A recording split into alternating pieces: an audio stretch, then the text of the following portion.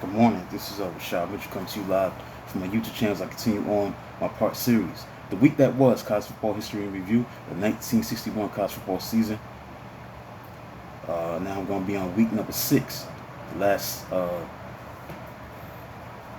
Saturday in October and Friday of October 27, 1961. Well, overall, the week that was week 6, October 28, 1961. So we're going to start on Friday, where October 27, 1961, where Miami beat North Carolina by a score of 10-0. Sophomore quarterback George Myra, back after time out with bacon ribs, sparked Miami, throwing 40-yard touchdown pass to end Larry Wilson in the fourth quarter. End kicker Bob Wilson hammered 30-yard field goal through stiff wind in the second quarter. North Carolina never got started on ground, gaining only 21 yards, but Tar Heels managed to go for 11 for 22 for 155 yards in the air, mostly by quarterback Ray Farris. Big Miami line busted holes in North Carolina's defensive front for fullbacks Jim Volume and Sam Fernandez to combine for 160 yards of Hurricanes, 216 yards rushing. Harvard beat Dartmouth by a score of 21-15. Pittsburgh beat Navy by a score of 28-14. Pittsburgh put end to its 4-game losing streak with mighty defense that upset highly favored Navy, which had won 4 in a row. Midshipmen started the game with an onside kickoff, which blew up, and they added to their misfortune with 15-yard penalty that encouraged Pitt quarterback Jim Traficant's 8-yard touchdown trot of the middle. Panthers limited middies to only 24 yards of offense in the first half, which Pitt led 7-0. However, Navy still threatened late in the first quarter as fullback linebacker Nick Markoff picked off Pitt halfback Paul Martha's pass and returned it to the Panthers' 10-yard line. So in turn, Pitt defensive back Lynn Lehner quickly made an interception at his 1-yard line to snuff Middy's threat. At the Panthers halfback defensive back Ed Clark turned Navy halfback John Say's third quarter fumble into a 13-yard touchdown run. Traficants scored to extend the Panthers' lead to 21-0, leading 28-0 in the fourth quarter. Pitt emptied its bench, and Navy finally tallied on quarterback Bob Heck's 1-yard sneak and his 10-yard pass to end Greg Mather.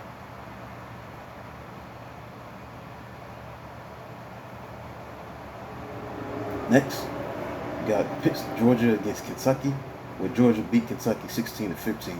Kicker Dorwood Pennington bombed a 52-yard field goal to give Georgia a 10-7 lead in the third quarter. But even though 5-yard penalty had forced him to re-kick after making 47-yard boot. Late in game, Bulldogs drove to 3-yard line only to lose fumble. On ensuing third down, Kentucky quarterback Jerry Woollum was swarmed under end zone. Georgia tackle Bobby Green fell on fumble for touchdown and 16-7 lead. Woollum rallied Wildcats with touchdown pass to end Tommy Simpson and 2-point pass to end Tom Hudson.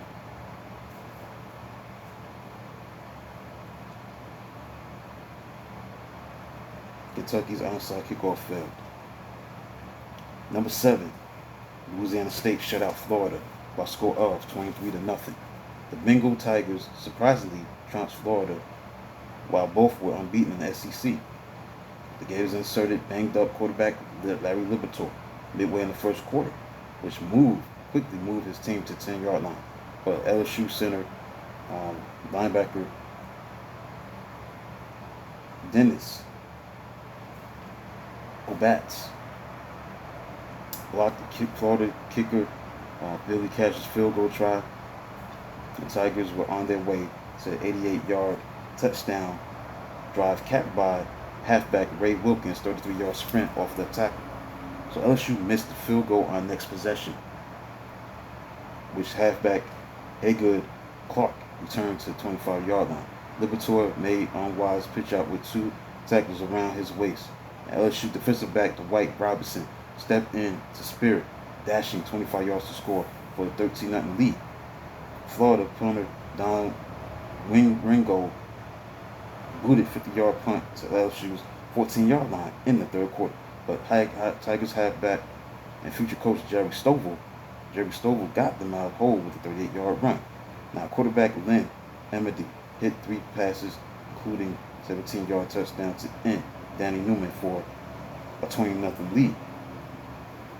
Mississippi State beat Memphis State by a score of 23-16.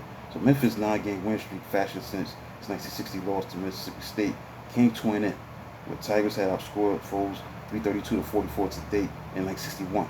Brilliant Memphis quarterback James Earl Wright was hobbled, and Maroons bottled up Tigers' attack, even though Wright passed for 7-0 lead in the first quarter and pitched his second touchdown in the fourth quarter. Mississippi State Lee Welch caught a 4-yard touchdown pass from quarterback John Carrero, and they combined on a 2-point pass to put Bulldogs ahead 8-7 in the second quarter. Defensive back Welch soon raced 35 yards with interception touchdown for a return, and that got Maroons rolling to 16 points in the second quarter.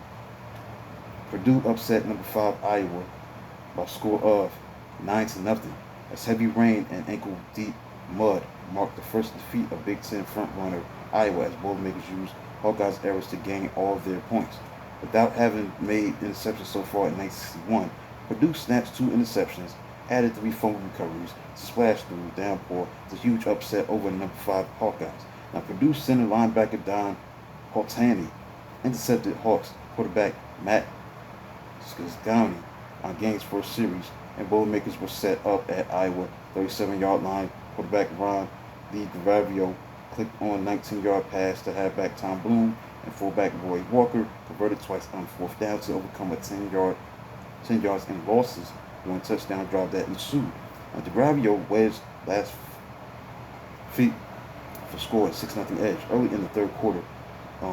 Purdue guard linebacker Stan Schuret pounced on Hawkeyes halfback Bernie White, fumbled at Iowa 44-yard line. Kicker Skip O was true, a 26-yard field goal.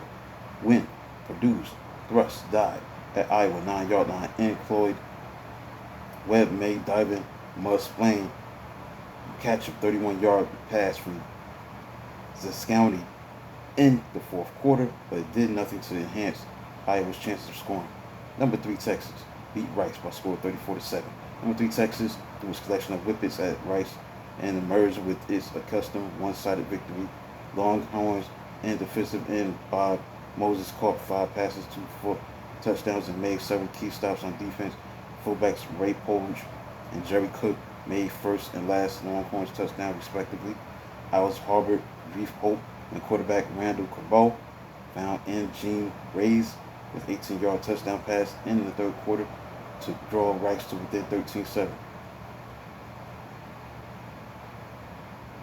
So the Methodists beat Texas Tech 8-7. Badly outgained to late fourth quarter. Core SMU, 9 winners in 9 straight Southwest Conference games, could boast only 5 first downs and single trip beyond its own 39-yard line in 55.5 minutes.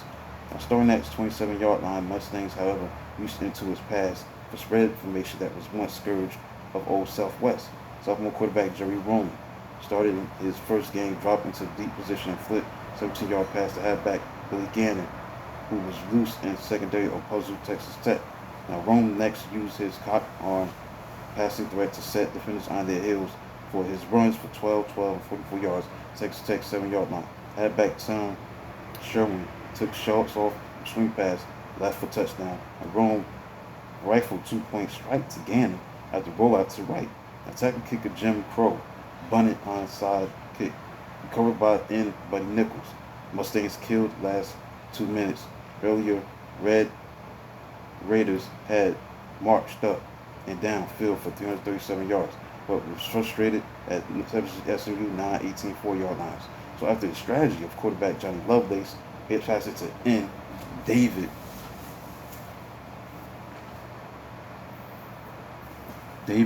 Parks had brought Tech to 4-yard line in the second quarter.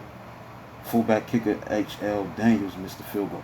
Having weathered this threat with 48 seconds left until halftime, Mustangs foolishly tried flat pass, which was picked off by assertive halfback defensive back David Rankin, who sailed 35 yards to touchdown.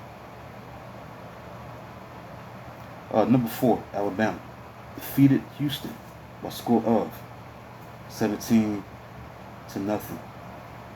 College football's 1961 version of baseball's Eddie Stanky. He can't run, he can't pass, all he can do is beat you. Alabama quarterback Pat Trammell was up to old tricks in beating Houston. Trammell passed for second quarter touchdown, ran for a third quarter touchdown.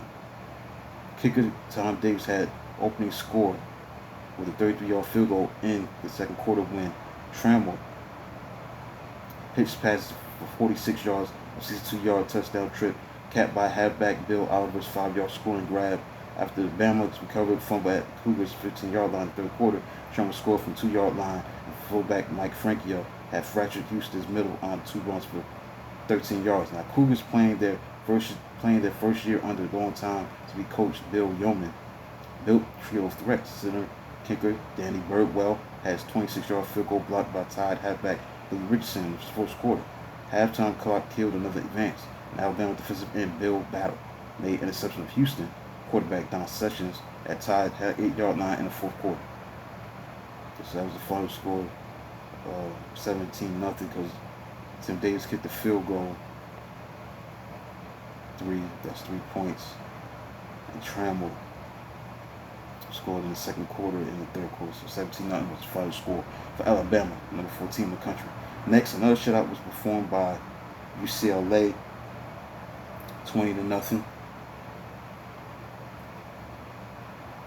And last but not least, Oregon beat Washington by a score of 7-6 in Portland. Oregon upset Washington by clamping down on Huskies' air game, which only had 86 yards passing. Washington failed to complete single pass until late in the third quarter when it mounted its first drive to catch Ducks, who had led 7-0 since second quarter. And second quarter, Oregon halfback Monty Fitchett had set up touchdown with 32-yard punt return to Washington 34-yard line. Quarterback Ron Veras produced 11-yard touchdown pass to end Paul Barge 4 plays later. Early in the fourth quarter, Huskies went 56 yards to Ducks' 1-yard line, but were turned back by Oregon's big defensive line. But on its next series, Washington succeeded, traveling 80 yards at fullback Jim Steiger powered over from 2-yard line. Huskies attempted to go ahead for a 2-point pass, but quarterback Pete Oler's throw fell short of halfback Charlie Mitchell. Now, as an AP poll, October 30th, number 1 was Michigan State, number 2 Mississippi, number 3 Texas, number 4 Alabama, number 5 Ohio State, number 6 Louisiana State, number 7 Georgia Tech, number 8 Colorado, number 9 Iowa, number 10 Missouri.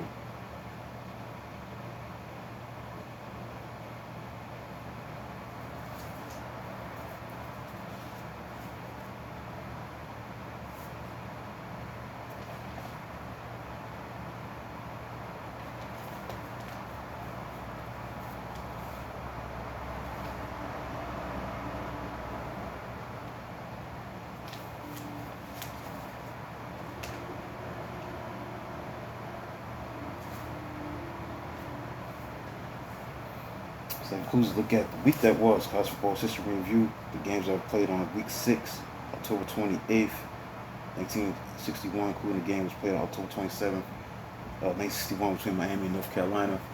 I'll do a video of this magnitude tomorrow. Please like, subscribe to the channel.